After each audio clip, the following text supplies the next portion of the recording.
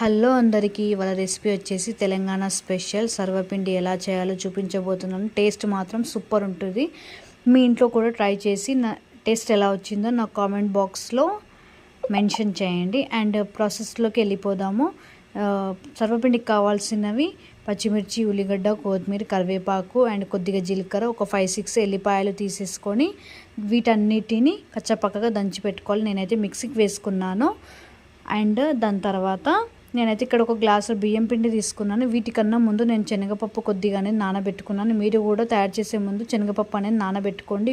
ఇవి వేస్తే ఏమవుతుందంటే చాలా టేస్ట్ అనేది ఫామ్ అవుతుంది.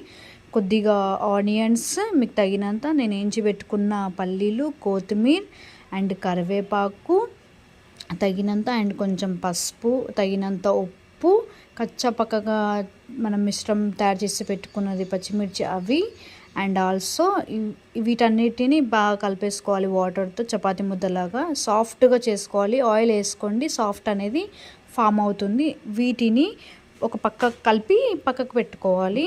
అండ్ ఆల్సో నేనైతే ఇక్కడ ఒక మందపాటి ఒక ప్యాన్ తీసుకున్నాను. మీ ఇష్టం, ఒక గిన్నె అయినా ఏదైనా ఒకటి మందపాటి అనేది తీసేసుకోండి.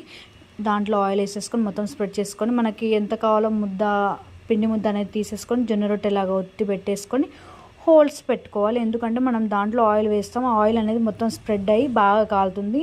వీటిని రెండు పక్కల చపాతీలాగా కాల్చుకోవాలి. అండ్ మనం సర్వ్ చేసుకొని తినడమే ఫ్రెండ్స్, చాలా బాగుంటుంది. మీరు కూడా ఒకసారి ట్రై చేసి రెసిపీ ఎలా వచ్చిందో నాకు కామెంట్ బాక్స్లో మెన్షన్ చేయండి.